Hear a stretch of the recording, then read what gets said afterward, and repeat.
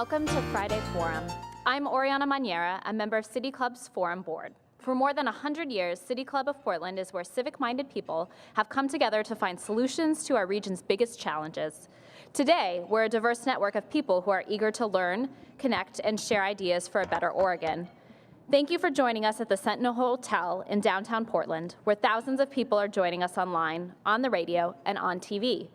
Live viewers are watching on KGW's website, Facebook feed, and news app.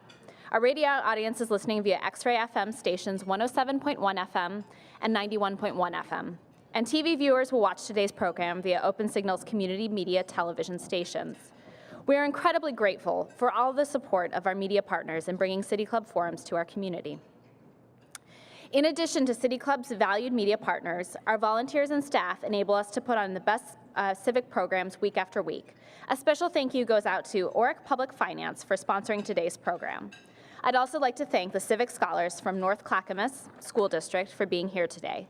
Please join me in showing our appreciation to everyone who has made this event possible.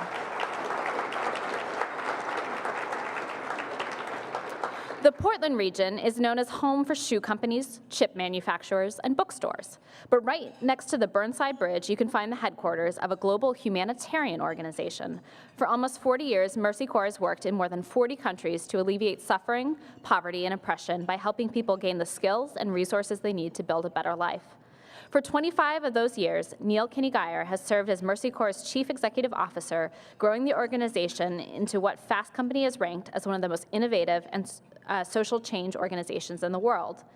Neal holds a BA in Public Policy and Religion from Duke University, a Master's in Public and Private Management from Yale, and is a member of the Council on Foreign Relations and the World Economic Forum's Global Future Council on the Humanitarian System. Interviewing Neal today is another world traveler with deep knowledge of health and environmental crises around the world.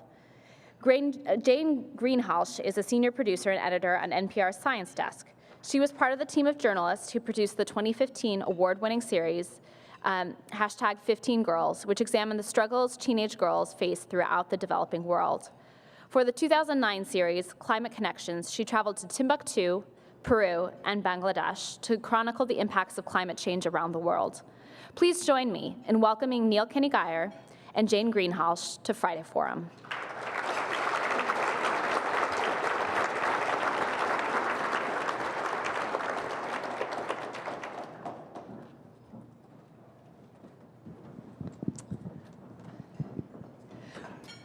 Well, first of all, Neal, I want to say what a great pleasure it is to be talking to you today. Your organization is very well known at my organization. NPR covers the globe, and very often Mercy Corps is there in some of the most desperate and dangerous situations imaginable. And that leads me to my first question. When you're faced with such endless need and you have limited resources, does that keep you up at night? Thanks, Jane. So one, it's great to be here. So the first thing I want to say, it's easier to sleep at night when you're part of a wonderful city that is so civically engaged and that has a wonderful organization like the City Club. And I'm proud to be here and thank the City Club. And I do want to say, if there's anyone out here or listening in and you're not a member, join now. Please. We need all the engaged citizens. So thank you. Secondly, I want to say that it's easier to sleep at night when you're married to the better known Keny-Guyer. And Alyssa, who is here, I am so proud of her work on behalf of our community and state and her leadership, and I'm so grateful for the support that she has shown me. Some of you may know that Alyssa had a recent, fairly serious surgery. I don't think you mind, honey, if I share that. And she's had a remarkable recovery, as anyone can say. But she credits that to just the incredible love and support and purple power of our community. And some of you may not know that when she went into surgery, she got a picture from her colleagues in the legislature. all the D's, all the R's together, wearing purple, saying we're with you. And so doesn't that make it easier to sleep, that you know you live in a community of decency and of caring, particularly in a fractured world and often where the politics of our nation are very fractured. So yes, thank you. And then finally, I would just say it is easier to sleep when your global headquarters is in this community, and we have so many amazing supporters here, and I just want to thank everyone. That said, we all know it's a tough world, and I have to confess there are a few issues in the world that occasionally keep me up at night, and I would just say two in particular: the rise of conflict and climate change in our world. And let's start with conflict. And we know they're often connected. But if you start with conflict is around the world right now is at its greatest level for the last 25 years. There are more than 400 conflicts. We all know there's 70 million people displaced by violence. That's the most since we started keeping records. That's one person every 2 seconds. So by the time we finish talking, there will be almost 100 to 200 people that will have been displaced because of violence. So I worry about that. And, you know, we look at climate. Scientists tell us that we really have 10 years to make the kind of changes we need to make, or it could become irreversible. And in my world, from humanitarian standpoint, we all know that by some predictions, by the Organization of Migration, the IOM, there's predicted to be 200 to 250 million people displaced by climate change by 2050 if we don't make those changes.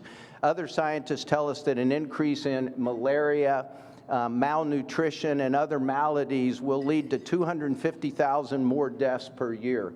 And it seems to me that those two challenges are out-galloping or outpacing our capacity to keep up with them right now. So that does concern me. I also am hopeful. I know we're going to get there and talk about some of the ways to address that. But I do think those are big issues that we face on our planet right now. I think those are the two big issues that we are also covering, and sometimes they seem incredibly overwhelming. The conflict issue, you are working in Yemen, Syria, some of the most dangerous places. Some organizations won't even go in there. How do you provide relief when you're worried about your own workers? Well, it's a great question, Jane.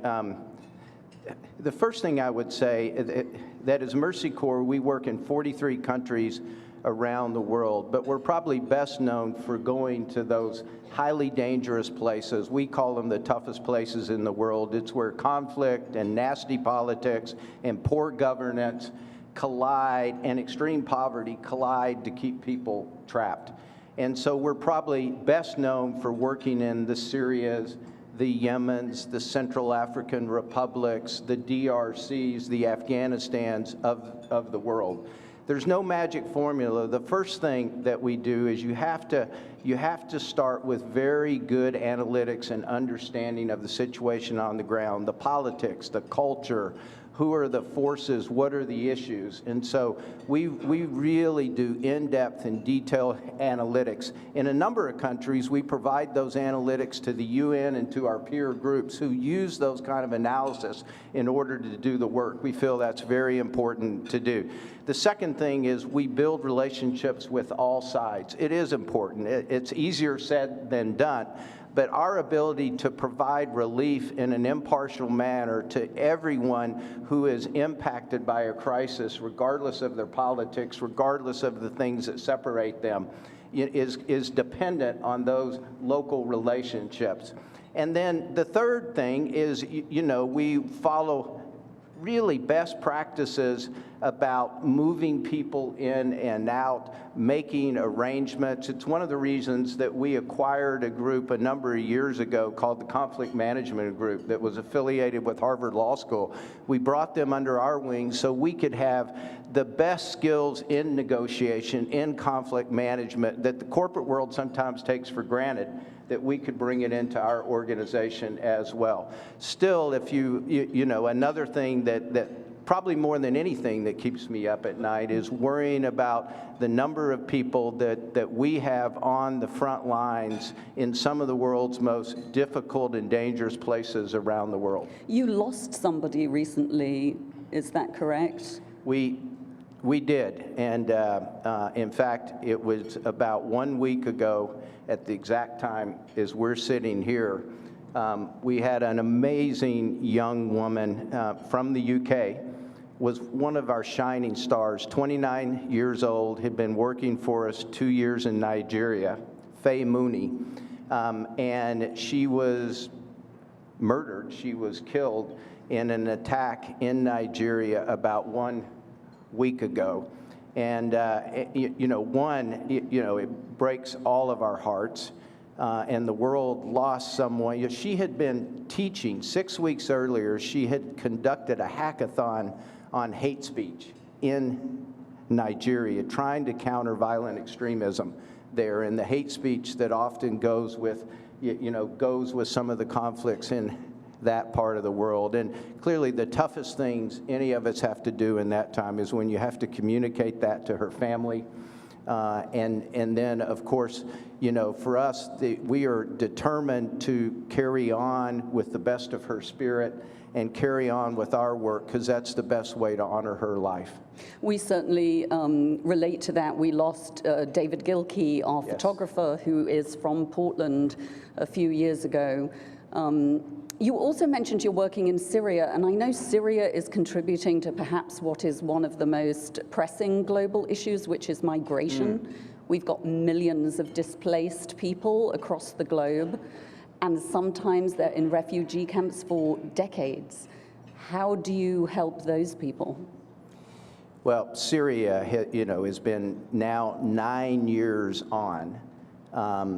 There are 12 million people in need of humanitarian assistance, 6 million people internally displaced by that conflict within Syria, 5 million people who fled the borders, most of whom live in the surrounding countries, and then we know a little bit over 1 million who made their way to Europe, which often gets more attention than the 4 million who are living in Jordan and Lebanon and Turkey.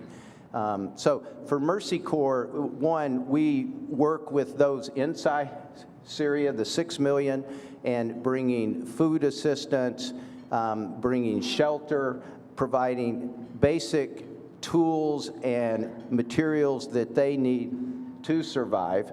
In Lebanon, in addition to that, we're doing schools, particularly working with adolescents. I had a chance earlier to meet with a wonderful group of young scholars from Clackamas and from various high schools here in Portland. Fantastic. We talked about how important it is to target and work with adolescents. And then we are also working where we can to give people the skills they'll need to recover. So we have an employment program in Lebanon and in Jordan that targets refugees as well as people in host communities that engage them. One of the things that you have to be careful about is providing a level of assistance to a refugee or to a displaced person that's greater than the community that's hosting them. You want to be sensitive to both groups, which we think is critical to do.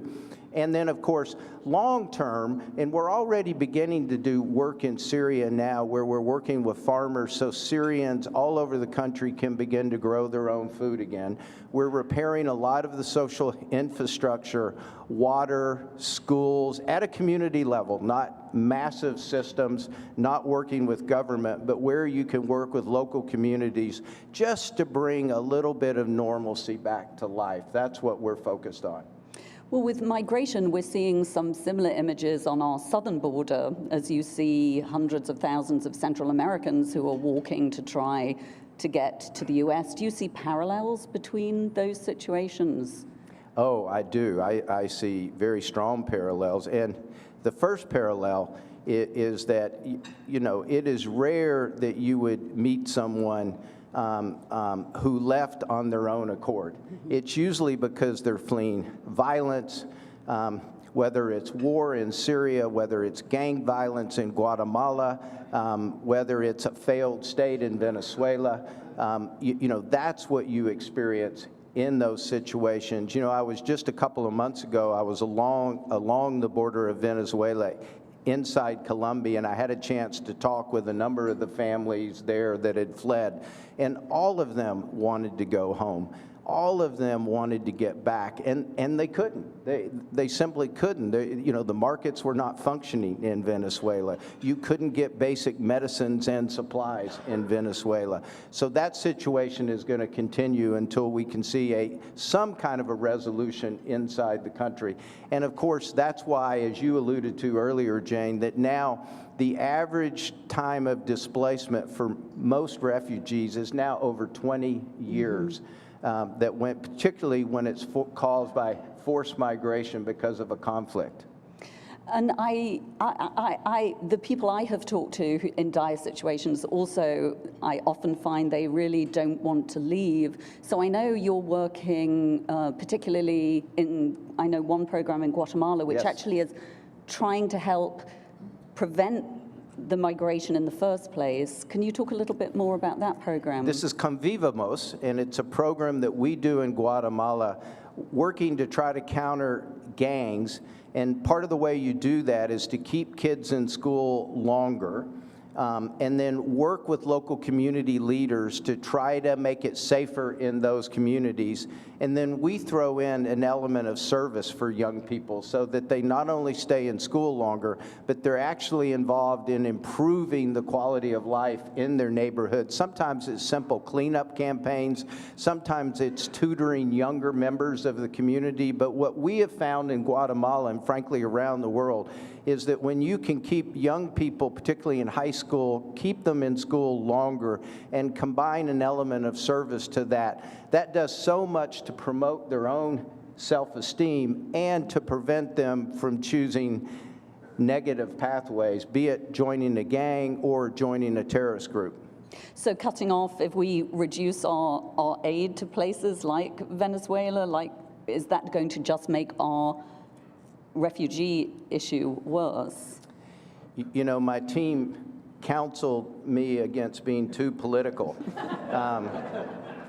And yet, in this case, some of you may have read an article that Tom Friedman wrote about it. He said, "You can't fix stupid." And if your desire is to prevent migration and to slow down the reasons that drive a lot of the migration, the last thing you would do would be to cut off aid to those countries in Central America, particularly, you know, the Northern Triangle countries of El Salvador, Honduras, and Guatemala. And we have concrete evidence that our programs that are working with gang kids, our programs that are working with farmers in the Western Highlands of Guatemala, they are preventing or they're enabling people to stay in their home countries who otherwise would flee for the northern border. So I really can't understand any rationale for that. If there was real evidence that those programs didn't work or that they were contributing to corruption or bad governance, then we would understand it. But they're not. And there are numerous studies after numerous studies that demonstrate the impact of these programs. I've noticed you have a lot of programs that focus on youth. Why is that? And do you need new strategies to try and engage that generation?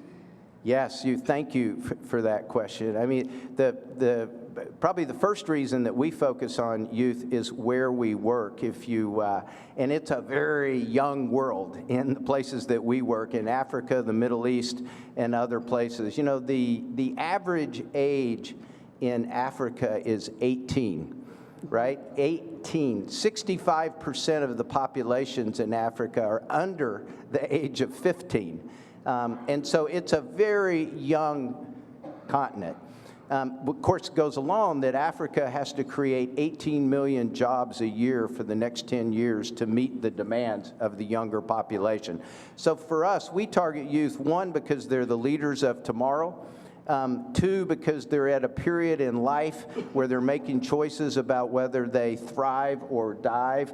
And then three, we have developed, I love these programs as well, they're some of my favorite in the Mercy Corps world, is that we've developed partnerships with some of the technology companies, Google in particular, but Cisco and others, in leveraging the technology world that creates jobs for young people. And so we have an impact lab in Kenya, we have an impact lab in Jordan, and we have an accelerator, and I'll tell you what this is in a minute, in Gaza, all aimed at young people that's building their skills, particularly around coding and technology skills. It's providing an opportunity for some to launch their own businesses. They go through competitions. We've connected them with venture funding. This has created thousands and thousands of jobs. And third, they are freelancing hubs, because so many of the jobs of the future are going to be linked, particularly in Africa, are going to be linked to technology and to the gig economy. So that's an area that Mercy Corps has carved out as a specialty that we love to focus on. Of course, we couldn't do it without some of the incredible partnerships we have with leading technology companies. I want to move now to the other big issue you mentioned, which was climate change. And certainly we've documented that climate change is contributing to migration, conflict, yes, poverty, all the big issues that you mentioned. So how does that impact your work?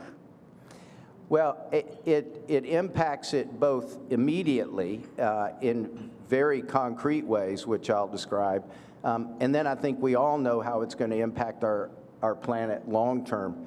Immediately, I don't think it is unfair to say that the crisis we saw in Darfur, which originally started as herders were pushing further south in Sudan onto the lands of farmers. You know, there have been ancient rivalries between herders and farmers, as we know, for thousands of years.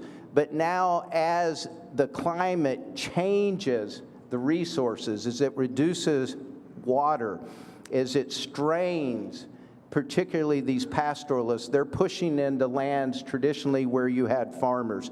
That's creating more conflict. That, and then terrible politics, led to a lot of the crisis in Darfur. As I mentioned earlier, Syria, 5 years prior to the conflict in Syria, Syria had its worst drought ever, over a 5-year period, its worst drought ever. That led to a dramatic increase in food prices. It significantly impacted agriculture, and it forced a significant rural to urban migration, which strained resources in the cities. Now, Syria may still have happened because of bad politics, but this accelerated it in significant ways. We see that now in Nigeria today. Same in the Middle Belt. Conflict is occurring around a competition for resources. We see this in the southern part of Ethiopia, where we work. So many of the conflicts that we deal with are aggravated by climate. Long term, again, no one knows for sure, right, what the exact impact is going to be. But we know enough to know that storms will be more severe, droughts will be more severe, and if we think we're dealing with migration challenges now, and we are, these are serious issues, then when climate kicks in fully, some of the estimates by scientists that by the year 2050, 200 to 250 million people could be impacted, causing the kind of migration that we could only imagine right now. So I think the stakes are serious. You know, obviously an organization like Mercy Corps can only do so much addressing it, and we do so much at the community level, but this is going to take a global effort around major policies that we all know if we are to stop the irreversible changes in our climate. I think with water conflict, we can see that in California. Yes. We're probably going to have lots of Californians moving up here. One of the projects that you're doing around water resources is in Niger. But I'm going to take a little break before I ask you that question to just remind our radio audience, this is the City Club of Portland's Friday Forum. I'm Jane Greenhalgh, senior producer and editor on NPR's Science Desk, and I'm here today with Neal Keny-Guyer, the CEO of Mercy Corps. So, Neal, you're partnering with NASA, which I thought was fascinating, to try and find new water sources. Can you tell us a little bit more about that? It's kind of galactic, don't you think? And this is a great partnership we're proud of, and I can tell you how it came about. In so many places where we work, take Niger, for example, farmers there depended on rain-fed agriculture for years and years. And with climate change, now those rains have become completely unpredictable. And so farmers are having to look for and identify groundwater. It's hard to identify. With our partnership with NASA, we're using their satellites and technology to identify where the pockets of groundwater are and how to sustainably harvest that groundwater. It's making it way more precise. And it's enabling us to do much better agriculture than we ever could before. And there will be other benefits to that partnership, but that's one of the reasons that we're so proud of that. It does give me, an opportunity, Jane, if you don't mind, just to say the partnerships with NASA, with some of the technology companies, I do think it is so important that we bring innovation, that we leverage technology, particularly in the social change space. And we take a lot of pride in doing that. Again, you take agriculture, the use of sensors now to do more precise agriculture around the world that conserves water, that is more sustainable, to be able to do agriculture that minimizes the use of carbon, that minimizes fertilizers and pesticides, in so many places that couldn't do that now. It's making us much better. We're increasing the incomes of farmers, and we're increasing productivity in a much more sustainable way. So I am a big fan of these partnerships, of innovation, and of the right use of technology.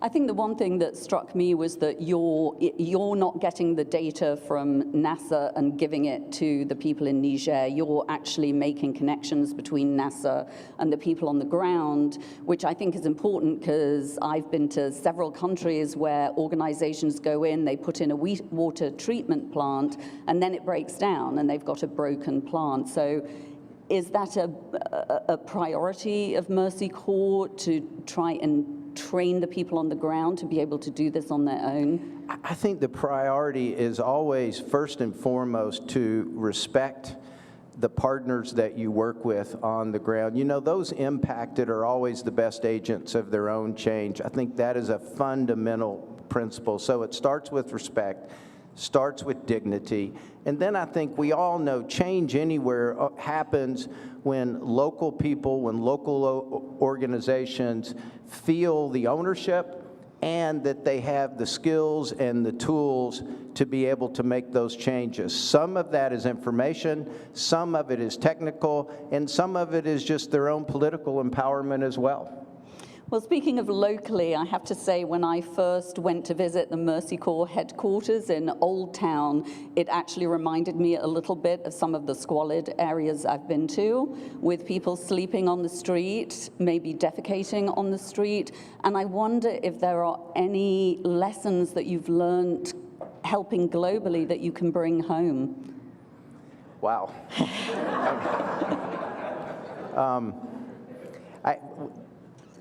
That's not a simple question, and I'm tempted because I know there are some great groups here that work with the homeless, that are on the front lines. I know people like my wife, Alyssa, are trying to increase our housing supply, increase density, raise the resources so that we can provide the kind of wraparound and mental health services that are so critical in addressing this challenge.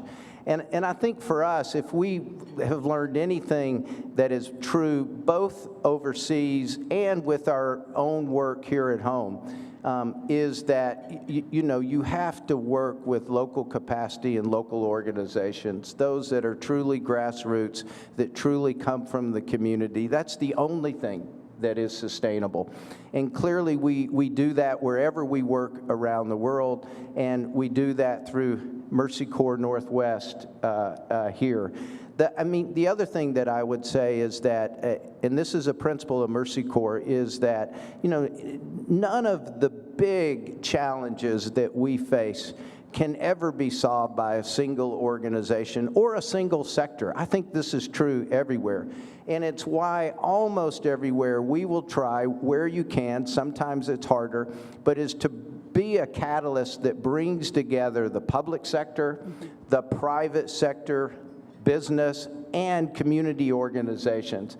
To me, that's the golden triangle. And any big change never happens, is never sustained if you don't bring together government, business, and civil society.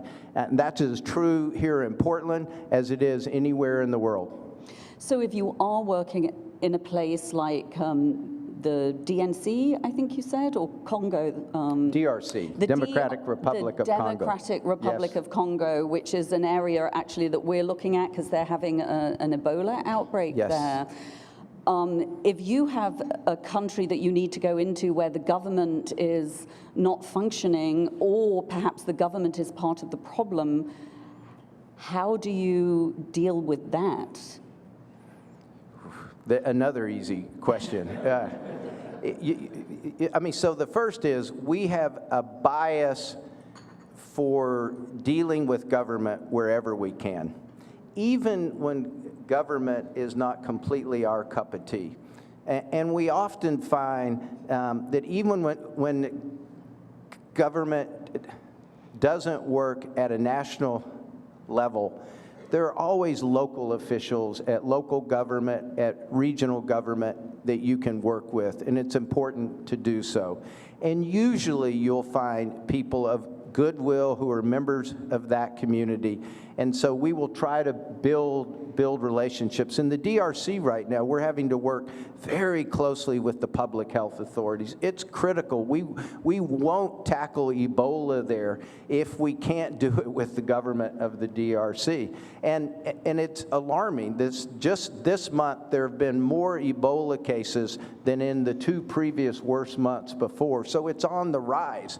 There was a health worker killed, an international health worker killed there last week because people on the ground don't understand what Ebola means, are fearful, they're distrustful of government, they're even distrustful of the international community. And so we have to work to turn that around. We have to find partners with government. I was telling the group of scholars earlier, our wonderful high school kids who are here, that sometimes we find it easier to deal with some of the more distasteful groups. We've sometimes had a better track record negotiating with the Taliban, or sometimes worse groups where we have to deliver aid, than with some of the government. I better not name names because you never know if they're listening. But we all know that kind of authoritative dictatorships are on the rise. And that makes it very difficult, but we never give up. We always try to build those relationships, because without them, it's very hard to get anything done. I mentioned to a colleague of mine who covered the Ebola outbreak in Liberia, which was a huge outbreak, that I was going to be interviewing you, and she said, oh, Mercy Corps, they were there, and the fact that they already had their transportation system in place, it meant that they were able to act in a way that other groups that were just coming in to try and set up couldn't. Is that very important for you to have a presence, an ongoing presence in some of these countries?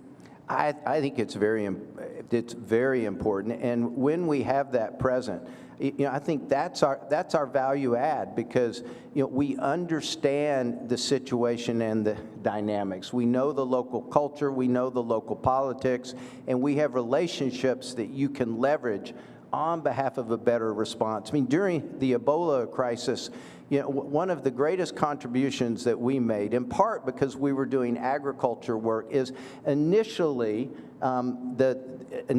the instinct of the international community, of the government, was to shut down everything. That created hunger. You couldn't move food from the fields to the market. And then the idea was to bring in a bunch of food from the outside of the World Health Organization. Well, because we had all those relationships, we did a quick study showing that, one, it's going to be a lot cheaper if you use food that's grown in Liberia. Two, there are ways to do it that don't spread, Ebola. And three, that's a much better, because it keeps communities healthy, because farmers get paid. And so we were able to reverse the whole policy of bringing in massive amount of food from the outside and relying on local resources, which in subsequent studies was a big part of getting on top of Ebola sooner rather than later. And we wouldn't have known that if we hadn't have had that knowledge on the ground and leveraged the work we'd been doing there for years.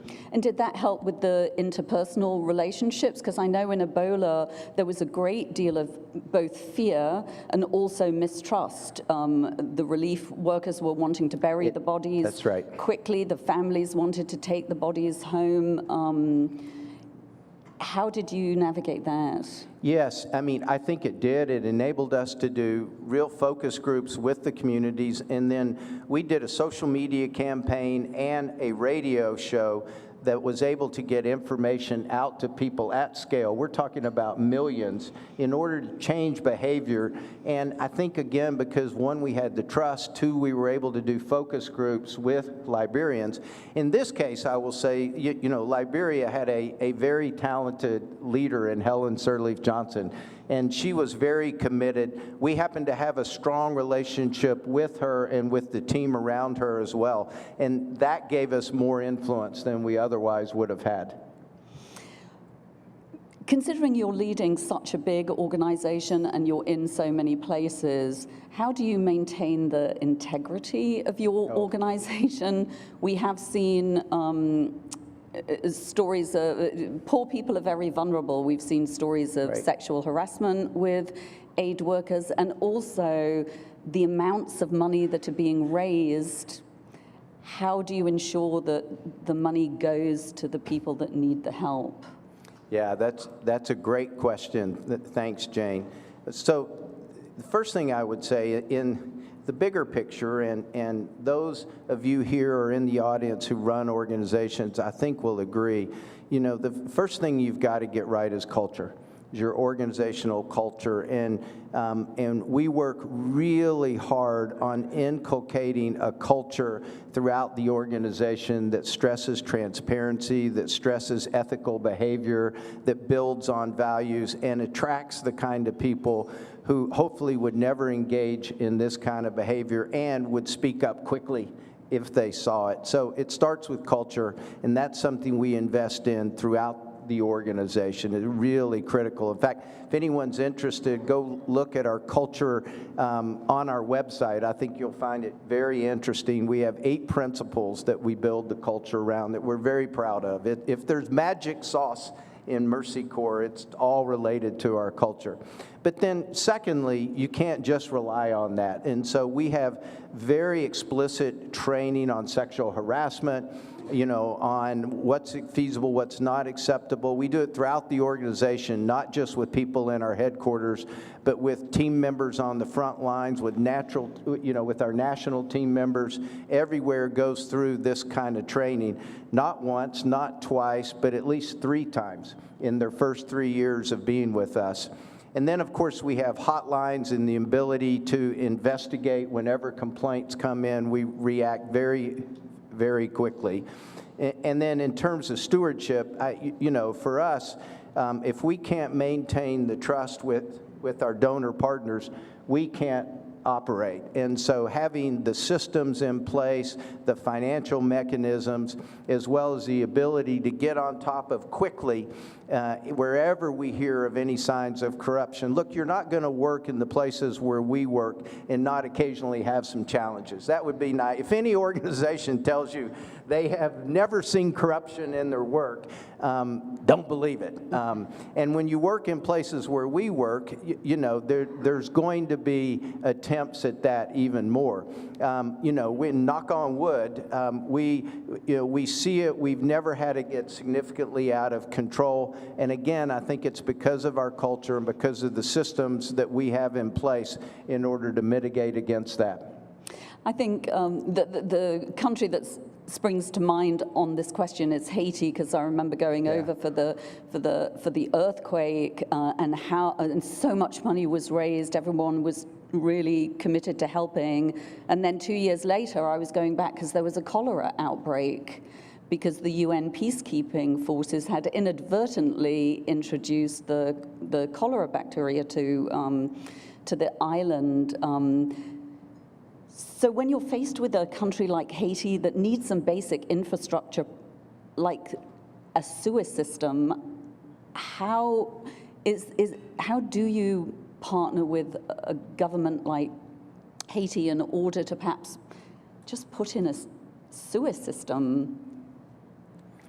Yeah, I mean, again, no easy answer to that. I wish there were. What I will say is that, you know, we're always trying to look for systemic change, not just one-off change. We know if you give us enough money, we can go into any community and make a change. The question is, can you sustain it? And then can you scale that change at a level that makes a difference for a population? And that's our value add for an organization of our size and capacity. That's where we should be focused on. So, you know, we will try to do it. We'll often, though, start at local level with government. And so I'll give you an example. We are implementing a program now. It's probably our largest water resource program in the world, where we are building a new water system for Goma and Bukavu in the DRC, one of the toughest places. It will reach, when we are finished, it will provide clean, affordable water to 2 million people. We negotiated for years to be able to set up a public-private entity that will manage this. Previously, it was managed solely by the government.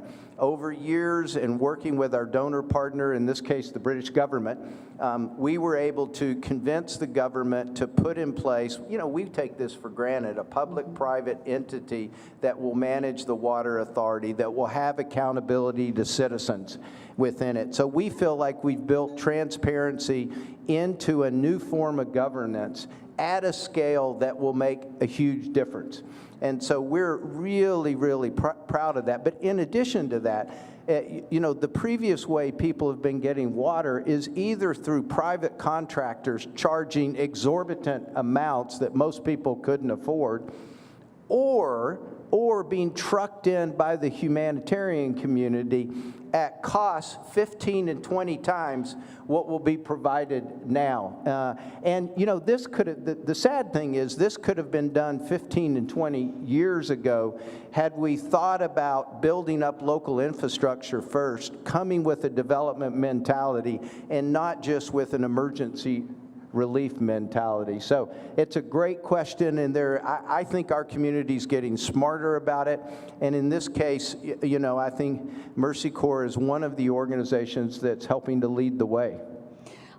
I think that's great. I have to say, when I was in Haiti in 2015, I was there to witness the opening of the first sewage treatment plant for Port-au-Prince, which is a city the size of Chicago.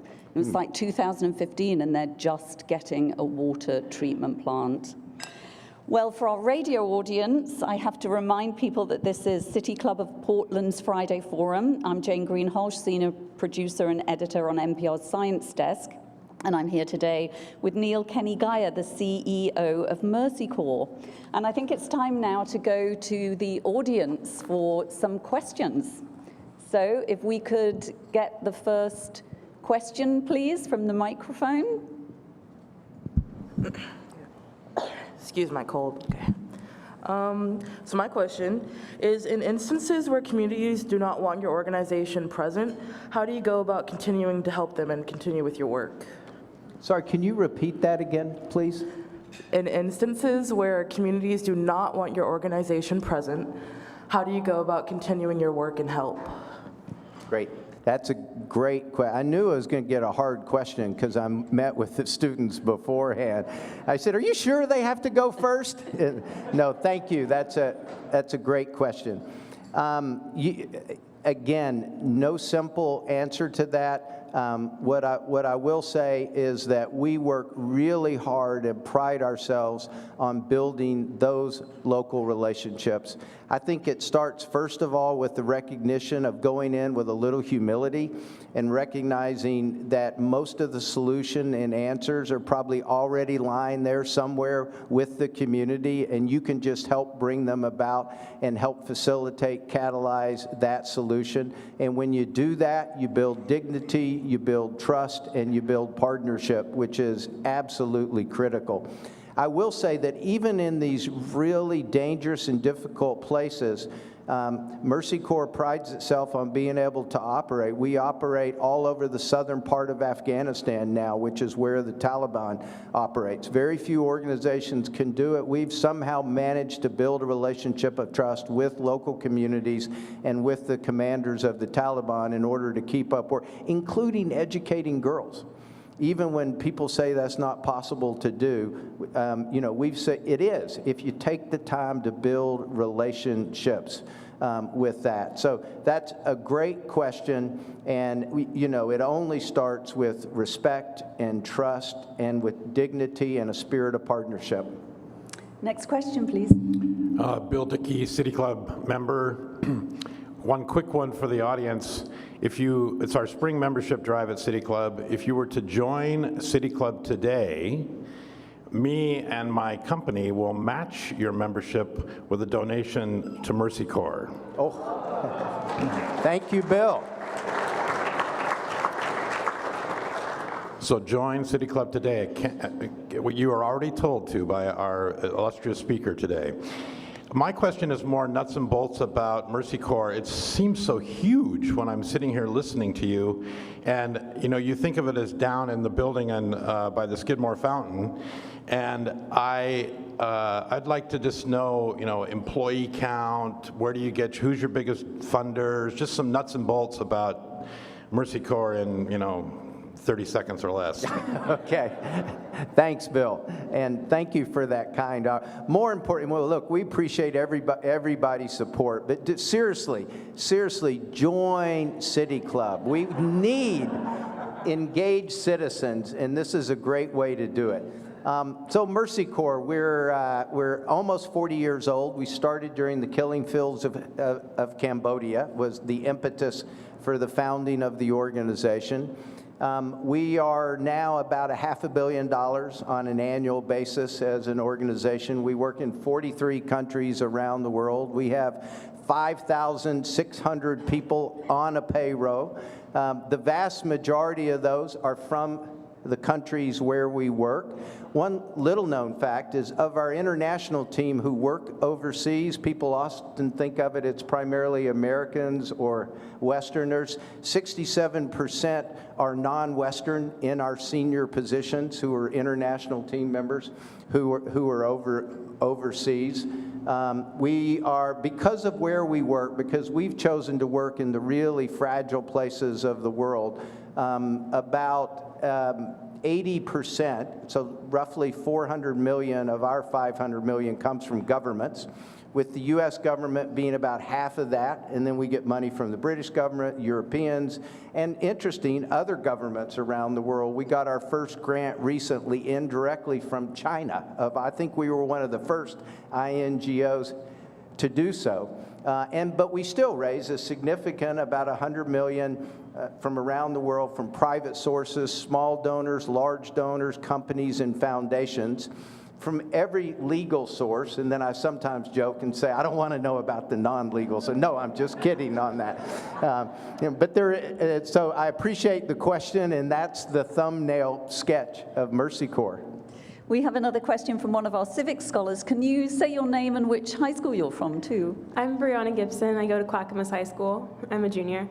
I'd like to ask about, with our resources becoming less abundant, do you notice that large companies you're like negotiating more with them, and do they play more of a role in like helping you or harming your cause?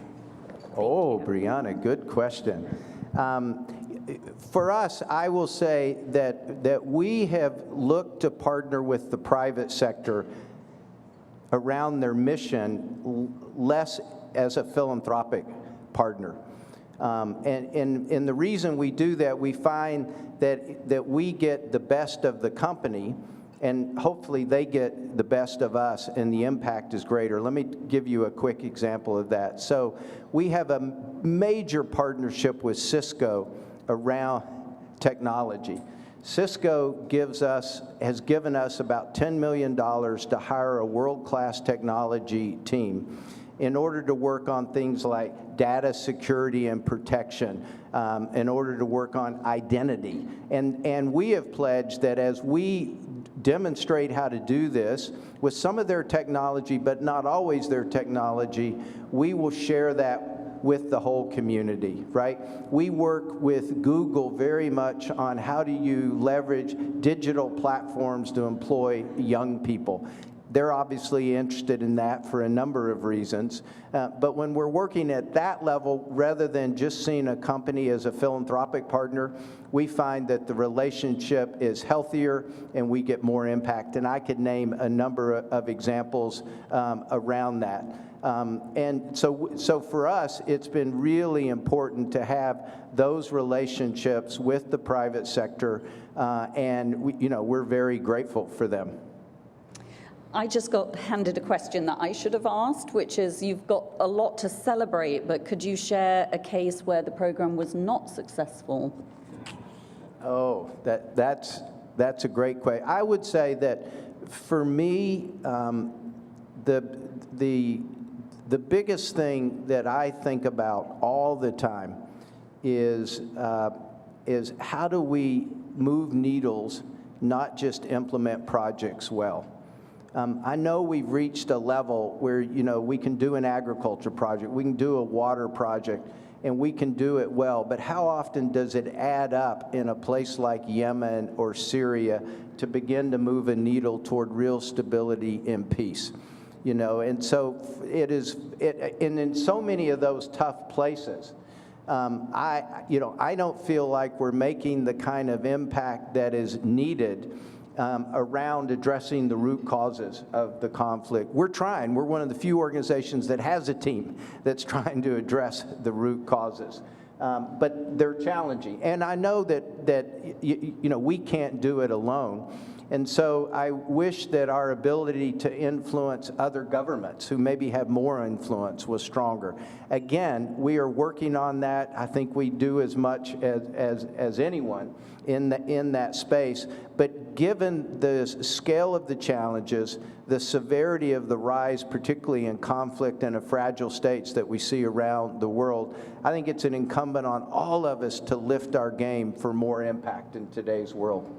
Okay, let's try another question. Wynn Wakala, City Club member and also Executive Director for FAST, which stands for Fight Against Sex Trafficking and Fight Against Slavery/Trafficking.